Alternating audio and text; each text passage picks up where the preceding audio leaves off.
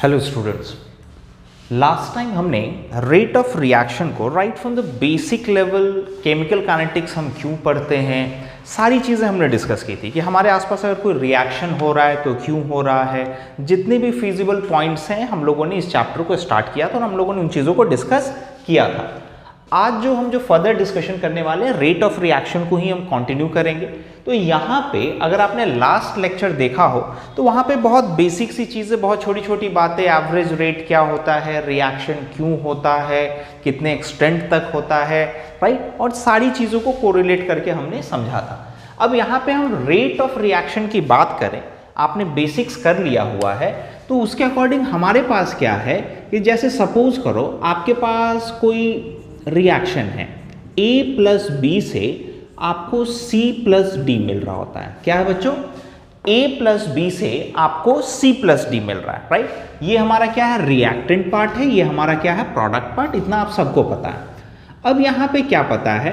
आपने पता है कि T0 मतलब जब हमारा रिएक्शन स्टार्ट नहीं हुआ है उस वक्त क्या है कि इसके नंबर ऑफ मोल्स कितने होंगे? 1।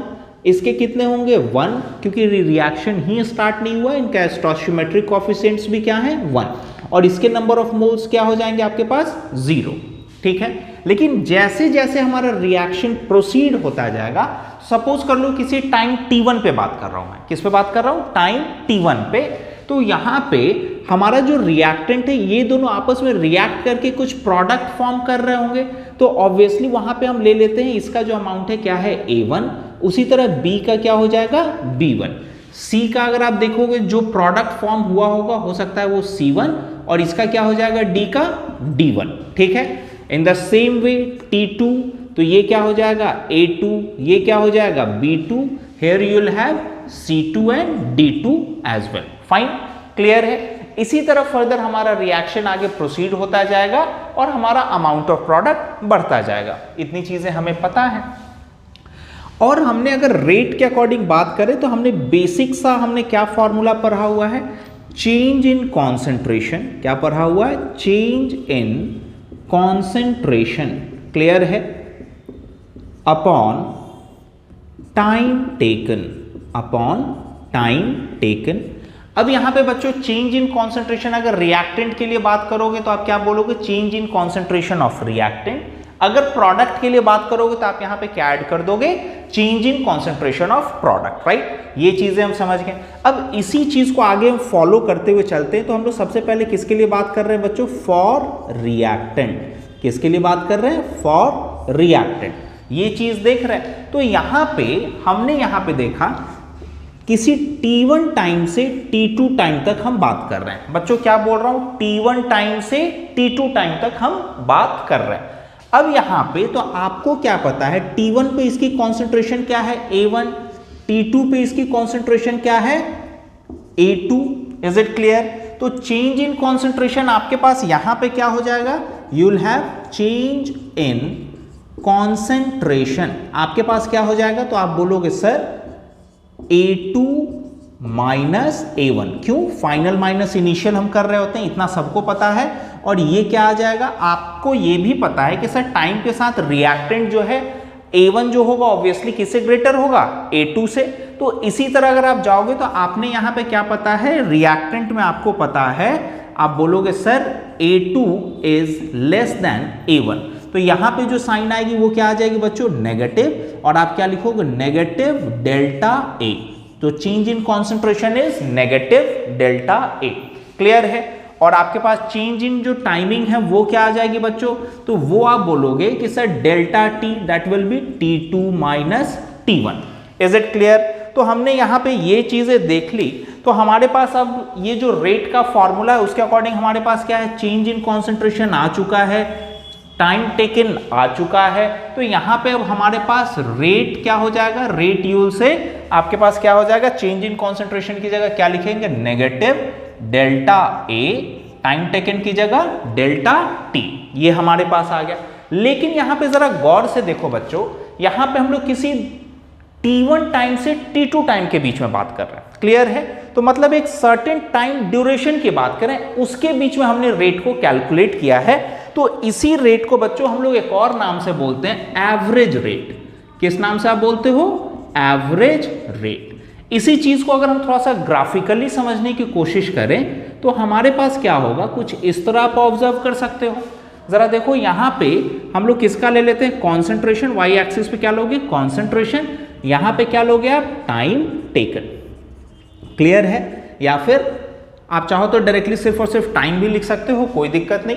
अब यहां पे आपको क्या पता है कि इनिशियली जो है रिएक्टेंट की अमाउंट ऑब्वियसली मैक्सिमम रही होगी और टाइम के साथ वो डिक्रीज करती चली गई। तो ये कुछ इस तरह आप बनाओगे, यस और नो, कुछ आप इस तरह आप बनाएंगे और आपने कहीं देखा भी होगा।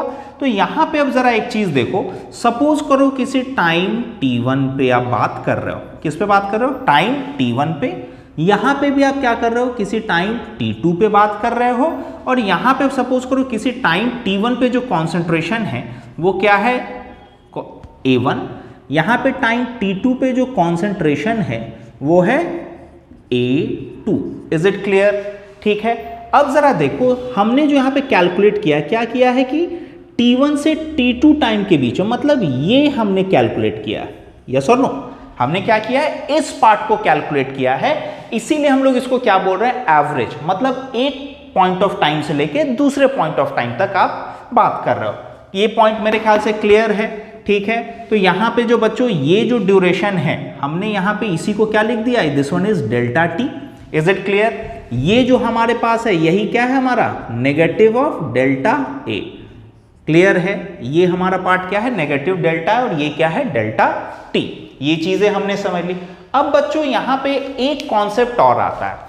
अब ये हम लोग क्या बात कर रहे हैं, एक टाइम से लेके दूसरे पॉइंट ऑफ टाइम तक बात कर रहे हैं, मतलब यहां से लेके यहां तक बात कर रहे हैं। लेकिन अगर आपसे किसी ने पूछा कि आप मुझे किसी एक पर्टिकुलर इंस्टेंट ऑफ टाइम पे बताओ, एक पर्टिकुलर पॉइंट पे बताओ कि इसकी रेट क्या है, ठीक है, तो उस वक्त हम लोग क्या करते हैं, बहुत सिंपल है।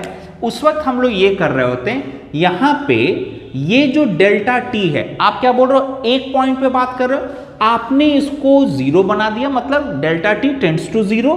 तो यहां पे ये जो रेट हो जाता है, हम लोग इसको बोलते हैं बच्चों आर इंस्टैंटेनियस। क्या बोलते हो, रेट इंस्टैंटेनियस। क्लियर है?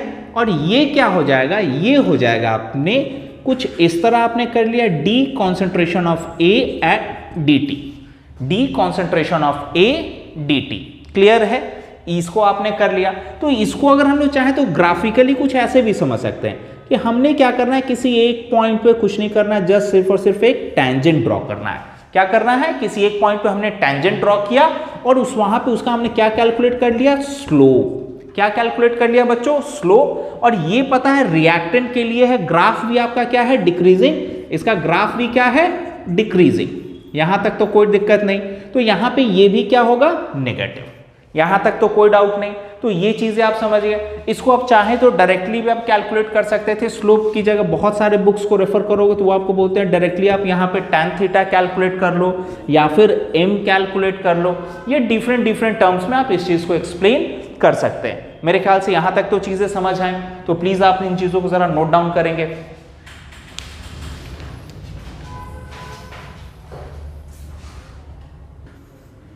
ठीक है, अब यहां पे बच्चों उसी तरह सिमिलरली हम लोग बी के लिए भी कर सकते हैं। क्या कर सकते हैं, सिमिलरली बी के लिए कर सकते हैं। तो अगर मैं बोलूं रेट एवरेज, मतलब एवरेज रेट की बात कर रहा हूं, अगर बी के लिए बोलूं तो वो क्या हो जाएगा, तो आप बोलोगे सर नेगेटिव साइन के साथ change in concentration of B upon D delta T. ठीक है, अब हमने यहां पे क्या करना है, एवरेज से अगर इंस्टैंटेनियस जाना है, मैं क्या बोल रहा हूं, रेट एवरेज से अगर आपको रेट इंस्टैंटेनियस जाना है, ठीक है, तो कुछ नहीं करना, हमें क्या करना है, डेल्टा टी को हमने delta T tends to zero कर देना है। तो यहां पे आपके पास क्या हो जाएगा, आर इंस्टैंटेनियस, किसके लिए, बी के लिए आप बात करोगे तो डायरेक्टली आप देखो, आप वहां से क्या लिखोगे, D concentration of B upon D T. Clear है? इसी तरह हमारे पास ये भी हो गया। तो ये किसका पार्ट था, रिएक्टेंट के लिए। आप चाहे तो इसी तरह उसका भी ग्राफ ड्रॉ कर सकते हैं, ठीक है, उसी तरह आप उसको भी एक्सप्लेन कर सकते हैं। ठीक है, तो चीजें क्या हुई, हमने थोड़ी सी मैथमेटिकली भी समझी, थोड़ी सी ग्राफिकली भी चीजों को फोकस करके समझा। तो अगर हम लोग दोनों तरीके से समझे तो हमारे लिए ज्यादा बेटर होगा। अब बच्चों हम लोग आएंगे थोड़ा सा प्रोडक्ट पार्ट पे, तब तक आप जरा इनको नोट डाउन करेंगे प्लीज।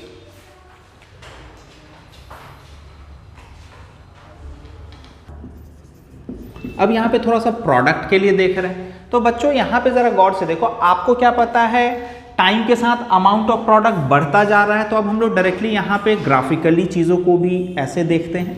अब यहाँ पे ऑब्वियसली फिर से आप क्या लोगे, कॉन्सेंट्रेशन इस एक्सिस पे, इस पे क्या लोगे आप, टाइम, ठीक है। और टाइम के साथ आपको पता है अमाउंट ऑफ प्रोडक्ट क्या रहा होगा, जीरो, नेग्लिजिबल, लेकिन टाइम जैसे जैसे बढ़ता गया प्रोडक्ट भी हमारा बढ़ता गया, तो कुछ इस तरह का आपके पास ग्राफ आया होगा, यस और नो, ठीक। अब इस तरह से आप देख रहे हो, आपने यहां से ग्राफ को उठाया है।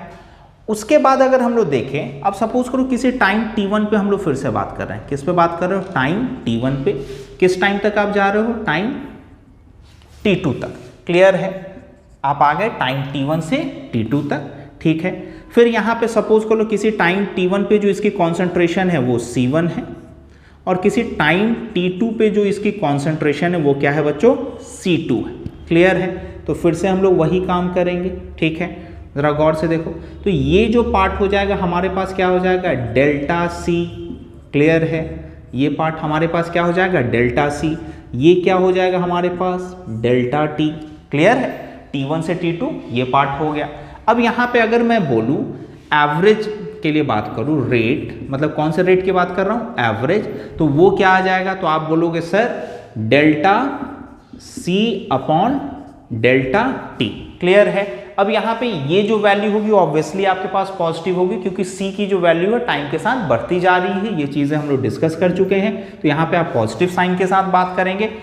और यहाँ पे फिर से अगर हम इंस्टेंटेनियस की बात करें तो हम लोग फिर से क्या करेंगे, रेट एवरेज से आपको बच्चों फिर से कहाँ जाना है, रेट इंस्टेंटेनियस, तो उसके लिए हम लोग क्या करेंगे, डेल्टा टी को, delta T tends to zero, और हमारे पास क्या आ जाएगा, अब हम डायरेक्टली क्या बोलेंगे, R instantaneous, that will be D concentration of C upon D T, ये चीजें आ गई।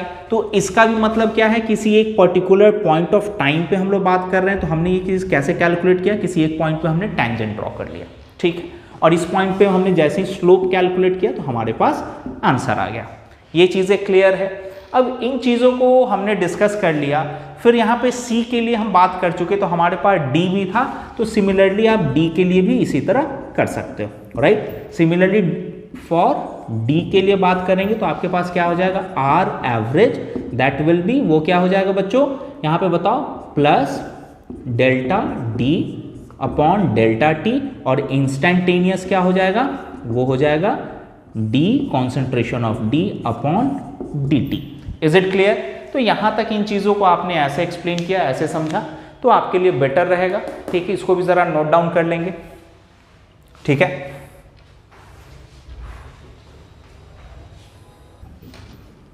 ठीक है, अब बच्चों हमने इससे पहले ABCD के लिए हमने समझा, तो यहां पे एक चीज जरा ध्यान दो, हम लोग यहाँ पे क्या है कि कभी भी रेट की बात करो, मैं एक ट्रिक बता रहा हूँ छोटा सा, आप ऑलवेज ध्यान, रेट की बात कर रहा हूँ, तो रेट कभी भी हम लोग इंडिविजुअल बोलो या फिर एक यूनिट क्वांटिटी के लिए कैलकुलेट करते हैं। क्या करते हो, रेट कभी भी हम लोग यूनिट क्वांटिटी के लिए कैलकुलेट करते हैं। तो अगर सपोज करो आपके पास कोई रिएक्शन है, तो यहाँ पे मैं ऑलवेज एक पॉइंट करके लिख दे रहा हूं, rate is always defined for unit quantity. क्या बोल रहा हूं, यूनिट क्वांटिटी, ठीक है। ये चीजें आपने देखी। अब सपोज करो आपके पास कोई रिएक्शन है, कोई रिएक्शन क्या है, 2HI, और आपको यहां पे क्या मिल रहा है, यूल से H2 प्लस I2, ये चीजें आपको यहां पे मिली। अब यहां पे जरा एक चीज गौर से देखो, 2HI से आपको क्या मिल रहा है, H2 प्लस I2, ये चीजें आपको मिल रही हैं। अब यहाँ पे इसके लिए अगर हम रेट डिफाइन करें, तो यहाँ पे इसके लिए ऑब्वियसली ये रिएक्टेंट साइड है, तो मैं क्या बोलूँगा, मैं बोलूँगा ये हो जाएगा हमारे पास delta concentration of HI within square bracket upon delta T, एक ये हो गया, and obviously you will put a negative sign over here. क्यों, क्योंकि ये क्या कर रहा है, टाइम के साथ इसकी वैल्यू घटती जा रही है। दूसरा जो होगा आपके पास वो क्या हो जाएगा, वो होगा H2 और I2 की अमाउंट बढ़ती जा रही, तो इसका क्या हो जाएगा, concentration, change in concentration of H2 positive sign के साथ, और ये डेल्टा T, ये भी किसके इक्वल होगा, change in concentration of I2 upon delta T, positive sign के साथ। ये चीजें हैं, आपने इसे पहले भी बहुत पढ़ रखा है। क्या पढ़ रखा है, ये हम लोग क्यों कर रहे हैं, जरा याद करो प्रीवियस लेक्चर से। Rate of disappearance, rate of disappearance is equals to rate of formation या फिर अपीयरेंस, कुछ भी बोलो, तो दोनों बातें एक ही हैं। जिस रेट से यहां पे हमारा रिएक्टेंट डिसअपीयर होगा, उसी रेट से हमारा प्रोडक्ट फॉर्म होगा, उसी के बेसिस पे हम इसको ऐसे लिख सकते हैं। तो यहाँ पे जो ये चीजें वो बच्चे क्या हैं, एवरेज हैं। अब अगर इंस्टेंटेनियस की बात करूंगा तो डायरेक्टली आप क्या लिख सकते हो, यहाँ पे जरा गौर से देखो, इंस्टेंटेनियस की बात कर रहा हूं तो आप यहाँ पे क्या लिख सकते हो, यू से HI अपॉन dt। आपको क्या पता है, यहाँ पे नेगेटिव साइन के साथ ये आ जाएगा dH2 अपॉन dt, और ये क्या हो जाएगा dI2 अपॉन dt। लेकिन बच्चों यहाँ पे एक छोटी सी चीज देखो, यहाँ पे क्या है, आपने 2 मोल्स के लिए किया हुआ है, तो हमने क्या लिखा, rate is always defined for unit quantity. तो ऑब्वियसली आप यहाँ पे क्या लिखेंगे, 2 से डिवाइड करेंगे। अगर कोई दो चीज है, अगर उसके यूनिट क्वांटिटी के लिए रेट कैलकुलेट करना है तो आप क्या करोगे, उसको 2 से डिवाइड करोगे। यहाँ पे इसका स्टोइचियोमेट्रिक कोएफिशिएंट क्या है, 1, तो एज इट इज रहने देंगे। यहाँ पे 2 है तो 2 से डिवाइड करेंगे। सिमिलरली यहाँ पे भी आप क्या करोगे, 2 से डिवाइड कर दोगे, ठीक है। तो इस तरह करेंगे। एक और एग्जांपल ले लो, जैसे आपके पास ये वाला कॉन्सेप्ट था, इसके बाद अगर आप अमोनिया का फॉर्मेशन ले लो। देखो ऐसे ही चीजें क्या है ना, ज्यादातर यही चीजें पूछी जाती हैं। बहुत सारे क्वेश्चन देखोगे ना तो इन्हीं का फॉर्मेशन आपको जगह जगह दिखने को मिलेगा। 6 से 7 कंपाउंड्स हैं जो जगह जगह वही रिपीटेडली वही चीजें आ रही होती हैं। तो हम लोग सबको डिस्कस करेंगे 1 बाय 1, ठीक है। तो इसको जरा नोट डाउन करेंगे। अब जरा अमोनिया का फॉर्मेशन देखते हैं।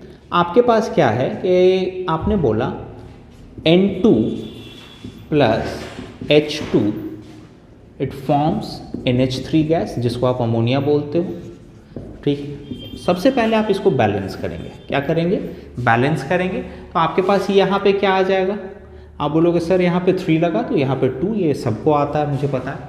अब यहाँ पे अगर हम इसकी एवरेज रेट की बात करें, मैं किसकी बात करूँ बच्चों, एवरेज रेट की। तो एवरेज रेट आप इसके लिए कैसे कैलकुलेट करोगे, तो जरा देखो इसका स्टोइचियोमेट्रिक कोएफिशिएंट क्या है, 1, तो आप लिखेंगे change in concentration N2 upon delta T with negative sign, ठीक है। फिर दूसरी चीज आप यहाँ पे इक्वल टू करके क्या लिखोगे, यहाँ पे इसका स्टोइचियोमेट्रिक कोएफिशिएंट क्या है, 3, तो आप इसको लिखेंगे change in concentration of H2 upon delta T। लेकिन स्टोइचियोमेट्रिक कोएफिशिएंट अगर 3 है तो आप इसको 3 से डिवाइड करेंगे यूनिट के लिए, यूनिट क्वांटिटी के लिए। तो यहाँ पे क्या आ जाएगा, 1/3, and obviously you will put a negative sign over here, ठीक है। फिर यहाँ पे फॉर्मेशन में अब हम आ चुके हैं, मतलब प्रोडक्ट साइड में बात कर रहे हैं। तो यहाँ पे क्या हो जाएगा, change in concentration of NH3 upon delta T। यहाँ पे नंबर ऑफ मोल्स क्या है, 2, and you will put a 1/2 with positive sign, ठीक है। तो ये हो गया एवरेज। अब मैं बात करूँ अगर इंस्टेंटेनियस की, किसकी बात करूँ, इंस्टेंटेनियस रेट की, तो ये क्या हो जाएगा, फिर से आप डेल्टा T को टेंडिंग 0 कर देंगे। फिर आपके पास यहाँ पे डायरेक्टली क्या आ जाएगा, with negative sign dN2 dt, clear है। यहाँ पे देखो जरा, नेगेटिव dH2 अपॉन dt, इस तरह की चीजें। फिर आपके पास क्या आ जाएगा, प्लस हाफ, ये आ जाएगा dNH3 concentration of NH3 upon dt, clear है। तो इस तरह से हम लोग इन चीज़ों को कर सकते हैं। इंस्टेंटेनियस भी देख सकते हैं, एवरेज भी देख सकते हैं। आप ज़रा प्रीवियस ईयर उठा के चेक करोगे तो इस वाले कॉन्सेप्ट पे नीट में बहुत ज़्यादा क्वेश्चंस आपके आ चुके हैं। थोड़ी देर में नेक्स्ट लेक्चर में हम कुछ क्वेश्चंस भी डिस्कस कर रहे होंगे। बस हमने जितनी चीज़ें पढ़ी अभी तक उसी की बेसिस पे हम बहुत ज़्यादा प्रीवियस ईयर क्वेश्चंस भी कर रहे होंगे। कुछ नीट के क्वेश्चंस हम डिस्कस करेंगे, कुछ जेई के क्वेश्चंस हम डिस्कस करेंगे, ठीक है। हमने जितनी बातें पढ़ी यहीं तक और इन्हीं कॉन्सेप्ट से हमारा काम हो जाएगा, क्लियर है। तो यहाँ तक प्लीज़ आप ज़रा नोट डाउन करेंगे।